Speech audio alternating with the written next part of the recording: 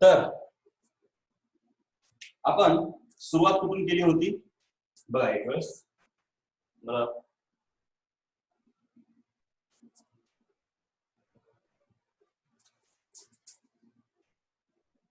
ठीक आहे.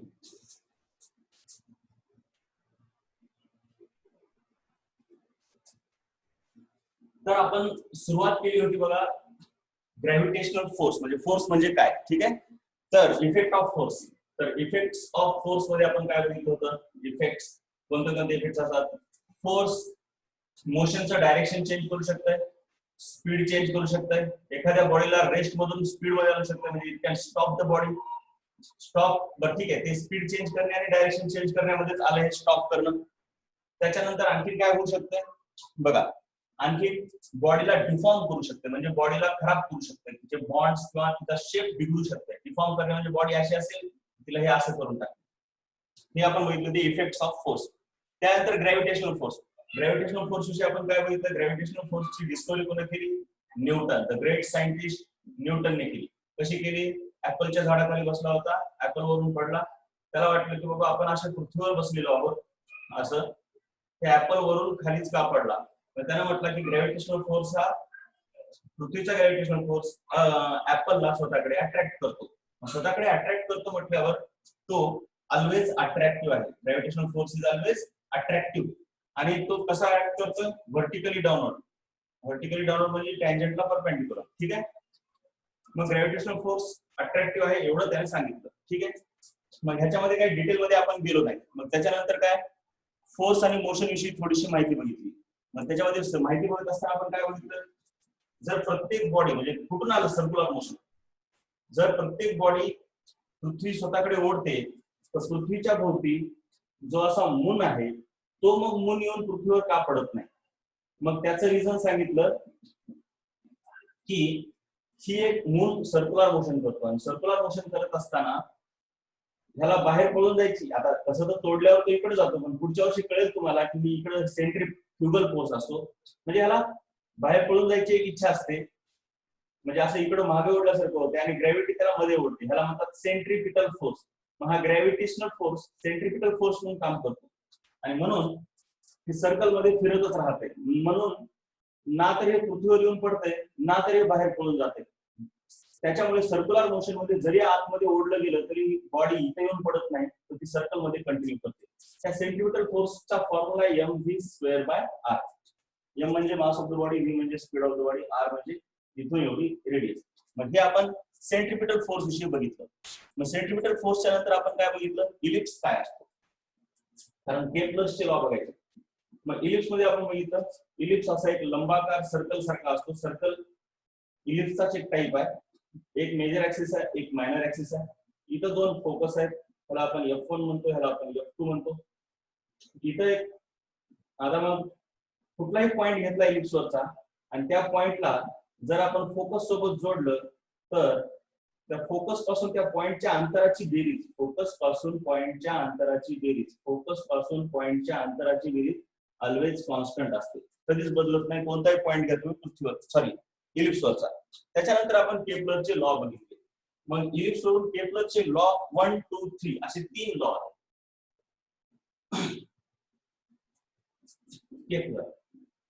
केप्लरचे 3 लॉ काय काय. पहिला लॉ सांगतो की स्टार हा फोकस वरती असतो आणि त्याच्या भोवती फिरणारा जो प्लॅनेट आहे तो इलिप्स वरती असतो. प्लॅनेट ऑन इलिप्स, एवढंच. हा झाला फर्स्ट लॉ. सेकंड लॉ काय सांगतो, प्लॅनेटला जोडणारा, इथं स्टार असेल, प्लॅनेटला जोडणारा ही लाईन, त्याला आपण रेडियस वेक्टर म्हणतो. तर हे जे रेडियस वेक्टर आहे ते रेडियस वेक्टर नाही स्वीप केलेला एरिया कॉन्स्टंट आहे किंवा ह्या प्लॅनेटची एरियल व्हेलॉसिटी कॉन्स्टंट आहे. Areal velocity is constant. हा दुसरा लॉ. तिसरा लॉ काय सांगतो, त्या प्लॅनेटला पूर्ण राऊंड मारण्यासाठी जो वेळ लागलाय त्याला टाइम पिरियड म्हणतात. आणि प्लॅनेटचा स्टार पासूनचा ऍव्हरेज अंतर त्याला आपण r म्हणलं तर t² is proportional to r³ हे लक्षात ठेवायचं. असे केप्लरचे हे 3 लॉ आहेत. केप्लरचे 3 लॉ झाल्याच्या नंतर आपण बघितलं न्यूटनचा युनिव्हर्सल लॉ ऑफ ग्रॅव्हिटेशन. न्यूटनचा युनिव्हर्सल लॉ ऑफ ग्रॅव्हिटेशन काय सांगतो? युनिव्हर्सल लॉ, कोणत्याही दोन बॉडीज असतील, त्याचं मास m1, त्याचं मास m2, दोघांच्या सेंटर मधला अंतर r, तर force between these two bodies is directly proportional to product of m1 and m2 and it is inversely proportional to the square of distance between them. आणि जर proportionality काढून टाकायची असेल तर g m1 m2 upon r². त्या g ला म्हणतात universal gravitational constant UGC म्हणून आपण त्याला, त्याची व्हॅल्यू आहे 6.67 into 10⁻11. त्याचे युनिट आहे Newton metre square per kg square. त्याच्यानंतर नेक्स्ट आपण बघितलं ऍक्सेलरेशन ड्यू टू ग्रॅव्हिटी. एकदम सिंपल, काहीच नाही. ऍक्सेलरेशन ड्यू टू ग्रॅव्हिटी त्याला आपण जी असं म्हणतो. त्याच्याविषयी आपण काय बघितलं की पृथ्वी कोणत्याही ऑब्जेक्टला स्वतःकडे ओढते. मग स्वतःकडे ओढते म्हटल्यावर दिसतंय का बोलायला? पृथ्वी कोणत्याही ऑब्जेक्टला स्वतःकडे ओढते, मग स्वतःकडे फोर्स लावते म्हटल्यावर त्याच्यावरती फोर्स m × g लागतो. आणि मग आपल्याला माहिती आहे फोर्स लागले की ऍक्सेलरेशन लागते. मग ह्या g ला आपण ऍक्सेलरेशन ड्यू टू ग्रॅव्हिटी म्हणतो. ऍक्सेलरेशन ड्यू टू ग्रॅव्हिटी त्याचा फॉर्म्युला आहे स्क्वेअर रूट नाही नुसतंच gm/r². पृथ्वीच्या सरफेसवर असल्यावर कॅपिटल R घ्यायचं, पण कुठेही असेल दूर तर त्याला स्मॉल r² म्हणायचं.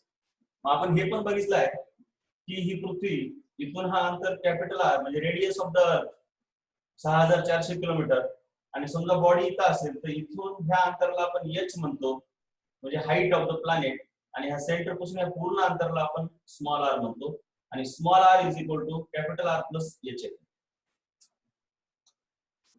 मग g चं व्हेरिएशन बघितलं आपण on surface with height with depth, असं 3 व्हेरिएशन बघितले. आपण हे बघितलं की पृथ्वी एक्झॅक्टली स्पेरिकल नाही, अशी लंबाकार आहे. मग इथं रेडियस जास्त आहे इक्वेटरवर आणि पोलवरती रेडियस कमी आहे. Radius of pole, radius of equator असं आपण म्हणू. मग रेडियस जास्त झाली की जी ची व्हॅल्यू कमी होते, कारण इनव्हर्सली रिलेटेड आहे. म्हणून इथं जी कमी आहे आणि इथं जी जास्त आहे. सो सरफेस मध्ये आपण असं म्हणू शकतो की g decreases from pole to equator. Height नुसार पण जसजसं हे वर जाईल, हाईट नुसार हे जसजसं वर जाईल तसं आर वाढत जाते, आणि आर वाढलं की जी कमी होते. म्हणून जी डिक्रीजेस विथ हाईट वाढत गेलं की जी डिक्रीज होते. व्हॅरिएशन ऑफ जी त्याच्यावरती 11वी मध्ये खूप जास्त प्रश्न असतात, लक्षात ठेवा. डेप्थ नुसार पण काय होतंय की पृथ्वी आहे आणि ही बॉडी जर खाली आली तर आपण म्हणतो की ही डेप्थ मध्ये आली, याला डी डेप्थ असं म्हणतात. हे पृथ्वीचं सेंटर आहे. तर होतंय काय, इथं बॉडी आली की फक्त एवढीच पृथ्वी त्याच्यावरती फोर्स लावते, की बाहेरची पृथ्वी काहीच फोर्स लावत नाही. त्याचं रिझन तुम्हाला आता कळणं अवघड आहे, ते पण 11वीत कळेल. सो डेप्थ नुसार पण, डेप्थ म्हणजे जसजसं डेप्थ वाढत जाईल तसं जी कमी होतं, म्हणजे डेप्थ पण इनव्हर्सली रिलेटेड आहे जी ला. इथपर्यंत आपण जी चं व्हॅरिएशन बघितलेलं होतं, हे सर्वात महत्त्वाचं आहे. त्याच्यामुळे जी पोल वरती सर्वात जास्त आहे आणि इक्वेटर वरती कमी आहे, असं पण आपण कन्क्लुजन काढलं होतं. तर दररोजच्या जीवनामध्ये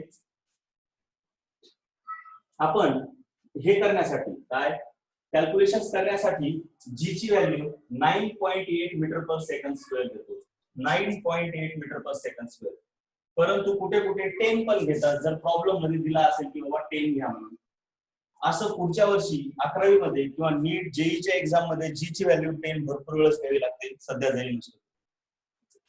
त्यानंतर आपण लो टाईड आणि हाय टाईड असं बघितलं. त्याच्यानुसार आपण बघितलं की अर्थ आहे आणि समजा तिच्यावरती असं पाणी आहे, तर मून अर्थच्या खूपच जवळ असल्यामुळे मून अर्थ वरती खूपच जास्त ग्रॅव्हिटेशनल फोर्स अप्लाय करतो.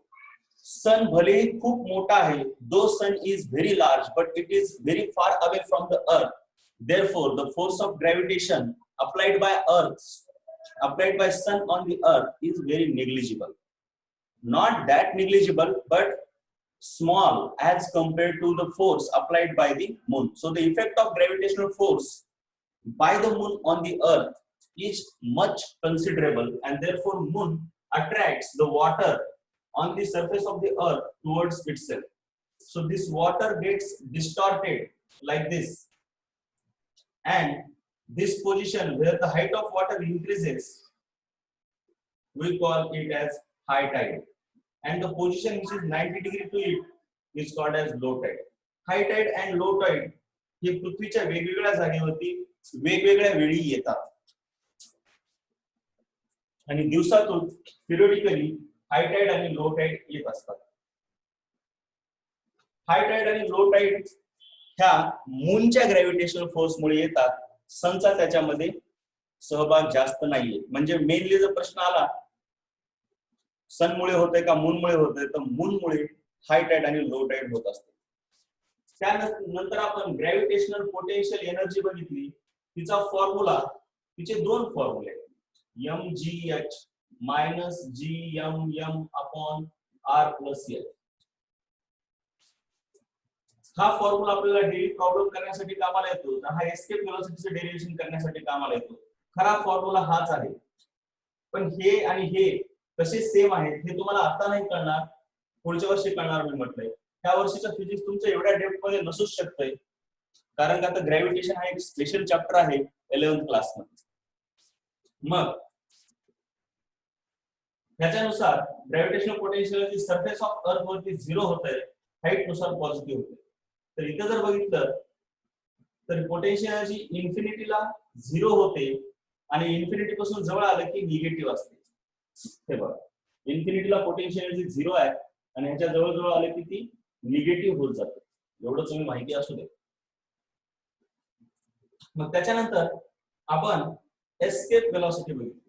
एस्केप व्हेलॉसिटी म्हणजे काय असते, पृथ्वीच्या सरफेस वरून ग्रॅव्हिटेशनल फील्डच्या कम्प्लिटली इन्फ्लुएन्सच्या बाहेर जाण्यासाठी किंवा एखाद्या बॉडीला इन्फिनिटीला जाण्यासाठी पृथ्वीच्या सरफेसवर हा शब्द महत्त्वाचा आहे, विसरू नका. पृथ्वीच्या सरफेसवर मिनिमम व्हेलॉसिटी किती द्यावी लागेल त्याला आपण म्हणतो एस्केप व्हेलॉसिटी.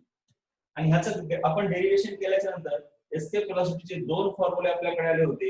एक म्हणजे square root of gm upon r इथं 2, आणि दुसरं म्हणजे स्क्वेअर रूट ऑफ 2gr. ह्याच्यावरून आपण व्हॅल्यू काढली. पृथ्वीच्या सरफेस साठी एस्केप व्हेलॉसिटीची व्हॅल्यू होते 11.2 किलोमीटर पर सेकंड. किलोमीटर पर आवर नाही, मी पुन्हा पुन्हा सांगतोय, किंवा मीटर पर सेकंड नाही. हे युनिट लक्षात ठेवा. या युनिट मध्ये भरपूर वेळेस तुमचा घोटाळा होतो. इथपर्यंत आपण चॅप्टर शिकलेला आहे. जर तुम्हाला व्यवस्थित कळलं असेल तर यस म्हणून सांगा बरं. जरा रिव्हिजन जर ओके झाला असेल तर यस किंवा नो म्हणून सांगा. Very good. फ्री फॉल, चला टॉपिक टाका, फ्री फॉल. फ्री फॉल याच्यावरती भरपूर क्वेश्चन असतात, लक्षात घ्या, भरपूर क्वेश्चन असतात. तर काहीच नाही बघा, सिंपल आहे, अतिशय सिंपल, अतिशय सिंपल. सर्वात पहिले तुम्हाला न्यूटनचे 3 इक्वेशन्स, न्यूटनच्या म्हणण्यापेक्षा 3 इक्वेशन्स ऑफ मोशन झालेले आहेत. ते न्यूटनचे नाहीत, सिंपल कायनेमॅटिकल इक्वेशन आहेत. 3 equation. v is equal to u plus at, s is equal to ut plus half at square, आणि तिसरा म्हणजे v square is equal to u square plus 2as. 3 equations of motion तुम्हाला झालेले आहेत. तर मग आता पृथ्वीच्या केसमध्ये समजा ही अर्थ आहे, राईट. तर अर्थवर तुम्ही जर बॉल वरती फेकला आणि जी तर खालच्या दिशेत असते, पृथ्वी खाली ओढते, बरोबर आहे. तर वर फेकताना जी निगेटिव्ह पाहिजे आणि वरून जर बॉल खाली फेकला तर जी पॉझिटिव्ह पाहिजे, एवढं लक्षात ठेवा. वर फेकताना जी निगेटिव्ह आणि खाली पडताना जी पॉझिटिव्ह. मग अशा प्रकारे जर तुम्ही बघितलं तर 2 प्रकारे आपल्याला इक्वेशन लिहिता येतील, एक अपवर्ड मोशन आणि एक डाऊनवर्ड मोशन. तर बघा हे जे ऍक्सेलरेशन आहे त्या फक्त ऍक्सेलरेशनला आपल्याला जी लिहायचे, दुसरं काहीच नाही. फ्री फॉल आणखीन आलेला नाही, काळजी करू नका, फक्त मी मोशन सांगतो. So upward motion. Upward motion मध्ये तुम्ही काय करणार, इकडे तुम्ही अपवर्ड मोशन. अपवर्ड मोशन मध्ये तुम्ही v is equal to u. आता g जे आहे ते मायनस आहे, म्हणजे प्लस मायनस जी टी असं करणार. का, वर बॉल फेकला की जी खाली आहे, उलट्या दिशेत आहे म्हणून मायनस जी लिहावं लागतंय. सध्या एवढं लक्षात ठेवा. आणि प्लस मायनस मिळून काय होते मग मायनस जी टी. म्हणजे पहिलं इक्वेशन तुमचं अपवर्ड मोशन साठी u मायनस जी टी होते. दुसरं इक्वेशन, आता एक लक्षात घ्या, ज्यावेळेस आपण वर फेकतो, ही पृथ्वी आहे समजा, आपण बॉलला वर फेकलं, समजा इथं आला, तर हे झालं त्याचं डिस्प्लेसमेंट. मग व्हर्टिकल मोशन मध्ये ह्या डिस्प्लेसमेंटला हाईट असं देखील म्हणतात, एच. तर मग एच ला आपण एच पण लिहू शकतो, इज इक्वल टू यूटी. हे जी मायनस होते म्हणून minus half g t square, t म्हणजे टाइम. आणि तिसरं काय होतं, v square is equal to minus, हे जी इथं आहे म्हणजे मायनस होते म्हणून इथं पहिल्यांदा हे यू स्क्वेअर आणि हे होते मायनस म्हणून मायनस 2GS. जिथं जी आहे तेच मायनस होते. हे झालं अपवर्ड मोशन साठी. आता डाऊनवर्ड मोशन. डाऊनवर्ड मोशन म्हणजे खाली जर तुम्ही टाकला, एखादी बॉल असा फेकला खाली, ठीक आहे, तर डाऊनवर्ड मोशन साठी जी प्लस राहते. मग तुम्ही तिथं simply v is equal to u plus gt, h is equal to ut plus half gt square आणि v square is equal to u square plus 2gh. s म्हणजे h असते, इथं पण h करूया आपण, डिस्प्लेसमेंटला आपण h लिहितो. अशा प्रकारे डाऊनवर्ड मोशन आणि अपवर्ड मोशन साठी इक्वेशन्स ऑफ मोशन आहेत. ठीक आहे. फ्री फॉल मध्ये पहिल्यांदा काय लिहा, 3 इक्वेशन्स ऑफ मोशन असं लिहा तुम्ही. किंवा थांबा, मी सांगतो तुम्हाला काय काय लिहायचं ते. लिहा 3 इक्वेशन्स ऑफ मोशन. लिहा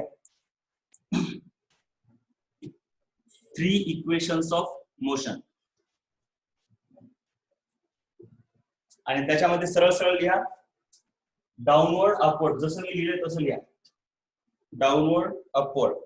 फक्त इथे एकच करा, डाऊनवर्ड मध्ये जी पॉझिटिव्ह असं करा आणि अपवर्ड मध्ये जी निगेटिव्ह असं करा.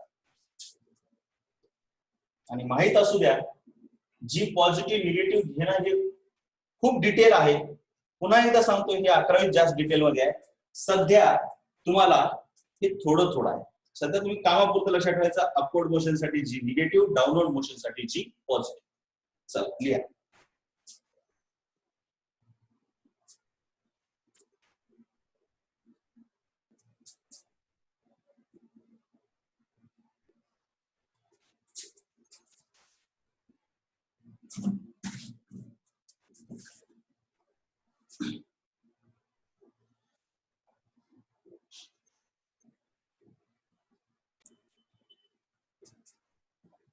आता आपल्याकडे हे जे इक्वेशन्स ऑफ मोशन आहेत डाऊनवर्ड साठी, आपण लिहिले बघा डाऊनवर्ड. काय लिहिलं, v is equal to u plus gt, h is equal to ut plus half gt square आणि v square is equal to u square plus 2gh. आता तुम्हाला हे जास्त वेळा वापरावं लागत नाही. समजा तुम्ही पृथ्वीवरती एखादी अशी बिल्डिंग आहे आणि या बिल्डिंग वरून बॉल फेकला खाली, म्हणजे फेकणं म्हणजे असं बघ, असं फेकलं की त्याला सुरुवातीला काहीतरी वेलॉसिटी आहे, पण तुम्हाला फेकण्यापेक्षा जास्त काय विचारतात, ड्रॉप केला. म्हणजे तुम्ही असा एखादी ऑब्जेक्ट धरला असा ते असा आणि त्याला असं ड्रॉप केलं, ते ड्रॉप करणं म्हणतात त्याला, किंवा रिलीज करणं म्हणतात. आणि फेकणं म्हणजे काय, थ्रो करणं. असं फेकताना इनिशियल सुरुवातीची velocity 2 metre 1 metre per second अशी काहीतरी असते, पण ज्यावेळेस आपण ड्रॉप करतो, रिलीज करतो जस्ट असं, त्यावेळेस सुरुवातीला वेलॉसिटी 0 असते, इनिशियल वेलॉसिटी 0 असते. मग बॉल ड्रॉप किंवा स्टोन काही पण ड्रॉप केलं किंवा रिलीज केलं, हे जे शब्द आहेत ना, रिलीज, ड्रॉप, हे जर शब्द आले तर initial velocity is equal to 0 होते बघा. हे खूप महत्वाची गोष्ट आहे. हे पटलं का सांगा बरं जरा. ड्रॉप करत असताना इनिशियल व्हेलॉसिटी 0 असते. इनिशियल व्हेलॉसिटी 0 असते. हे पटलं? ओके. मग आता आपण पुढे चलूया. मग इनिशियल व्हेलॉसिटी जर या तीन इक्वेशन मध्ये टाकली आपण तर तुम्हाला जास्तीत जास्त वेळा हे इक्वेशन असे वापरावे लागतात. Then u is equal to 0 म्हटल्याच्या नंतर काय होते, v is equal to u तर 0 आहे, मग सिंपली gt हे 0 झालं. h इज इक्वल टू हे 0 म्हटलं हे पूर्ण टर्म 0 झाली, म्हणून h is equal to half gt square आणि v square is equal to हे u0 बरोबर आहे, म्हणून सिंपली 2gl. म्हणजे हे तुम्हाला तीन इक्वेशनच जास्त वेळा वापरायला लागतात ग्रॅव्हिटीच्या बाबतीमध्ये, राईट. मग तुम्ही हे लिहून घ्या, बॉल ड्रॉप रिलीज एवढं लिहून घ्या.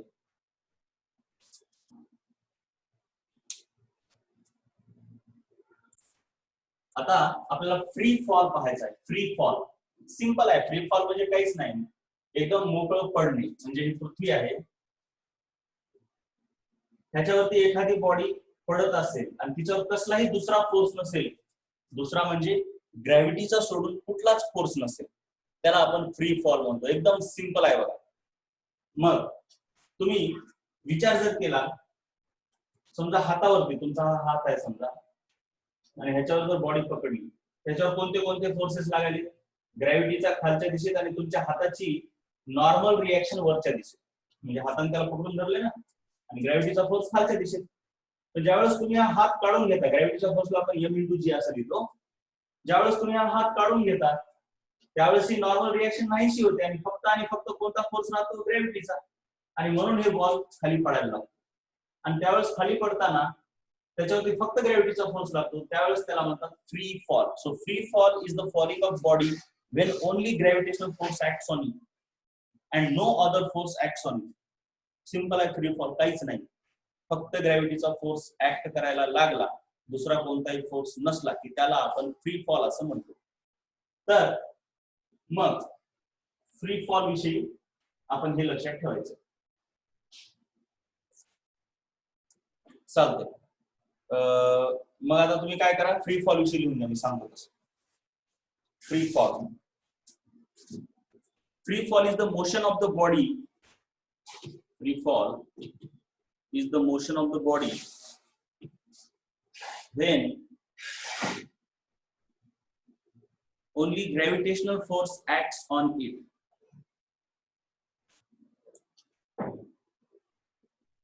When only gravitational force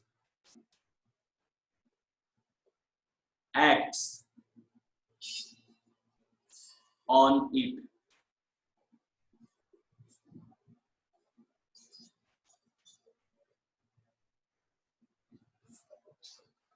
When only gravitational force acts on it.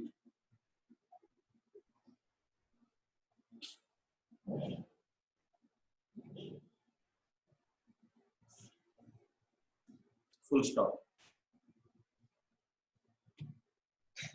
आता आपण दररोजच्या जीवनामध्ये ना, free fall is the motion of the body when only gravitational force, when motion of the body when only gravitational force acts on it, acts on it.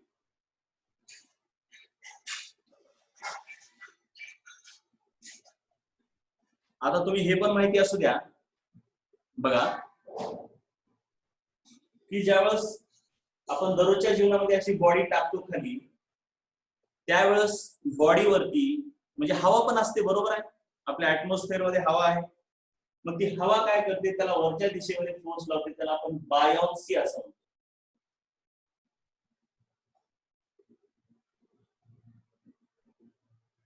किंवा बायॉन्ट force, वरच्या दिशेमध्ये force लागतो. आणि म्हणून दररोजच्या जीवनामधला जो आपण असा समजा आता मी इथं पेन टाकली अशी खाली, तर ते फ्री फॉल नाही, कारण तिथं बायोन्सी नावाचा फोर्स लागतो. पुन्हा आणखीन हवेचं फ्रिक्शन पण लागते, घर्षण. मग हे असे फोर्सेस लागत असल्यावर त्याला आपण ट्रू फ्री फॉल म्हणत नाही. मग ट्रू फ्री फॉल कधी असतो? जर तुम्ही एखाद्या बॉक्स मध्ये हवा पूर्ण काढून घेतली की त्याला व्हॅक्यूम म्हणतात. व्हॅक्यूमची स्पेलिंग बघून घ्या, बरेच जण डबल सी लिहितात, पण ते डबल यू आहे. आणि आपण जर पूर्ण हवा काढून घेतली तर ते तयार झालेलं व्हॅक्यूम आहे, हवा नाही. आणि त्यावेळेस जर इथं आपण एखादी बॉडी रिलीज केली तर तिच्यावर फक्त आणि फक्त mg म्हणजे ग्रॅव्हिटेशनल फोर्स लागतो. त्याला आपण ट्रू फ्री फॉल म्हणतो. मग ते एक लिहा, true free fall occurs in vacuum. True free fall occurs, सांगतो Ratnagiri, true free fall occurs in vacuum.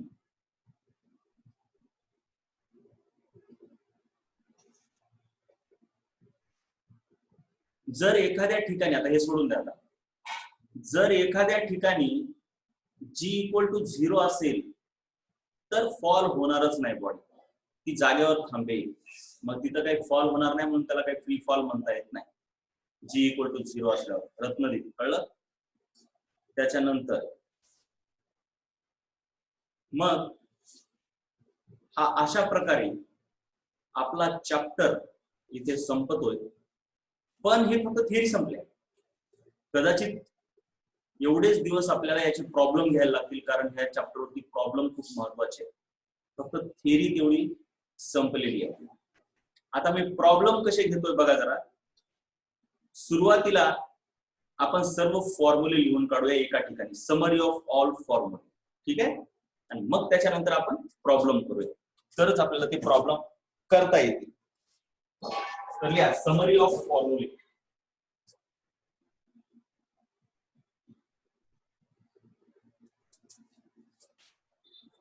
Summary of फॉर्म्युले माझ्यासोबतच लिहायचंय, काहीच नाही बघा, सिंपल आहे.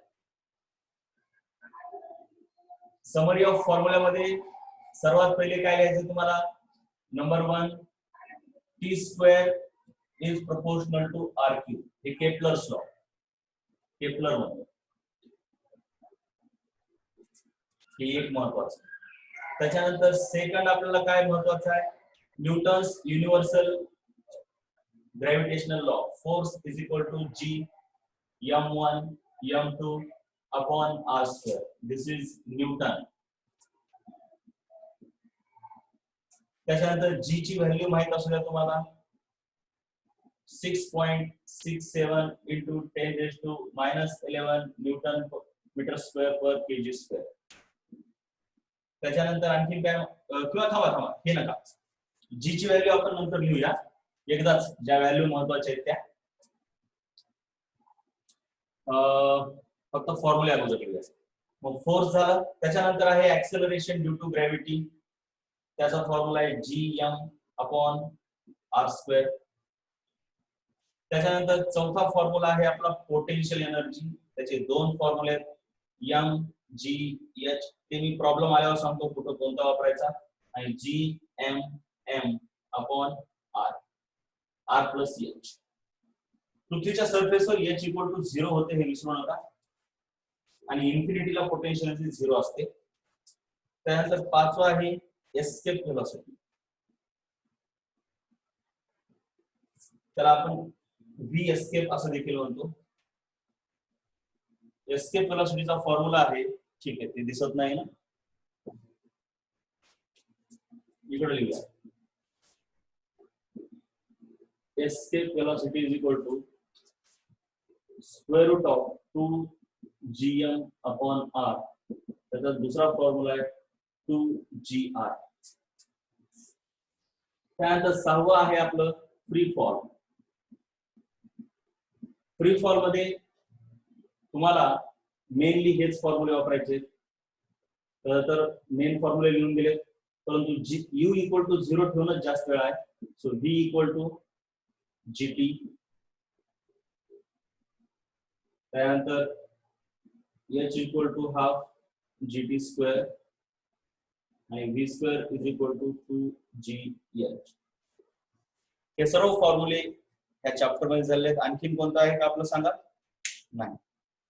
तर आता ह्याच्यावरती प्रॉब्लेम आपण नेक्स्ट लेक्चर मध्ये घेऊया, कारण बऱ्याच जणांचे सेंट्रिपिटल फोर्स आहे. व्हेरी गुड, छान लक्ष आहे बघा याचं, खूप छान. सेंट्रिपिटल फोर्सचा फॉर्म्युला लिहा. Centripetal force is equal to mv square upon r. अतिशय छान, खूप छान. आणखीन कोणता राहिला का बेटा? व्हेरी गुड, खूपच हुशार. Weight is equal to mg. अतिशय छान. आणखीन कोणता? बघा तुम्ही स्वतःहून एवढं लक्ष देताय की माझ्याही पेक्षा जास्त तुम्हाला जमते बघा. खूप छान, खूपच छान.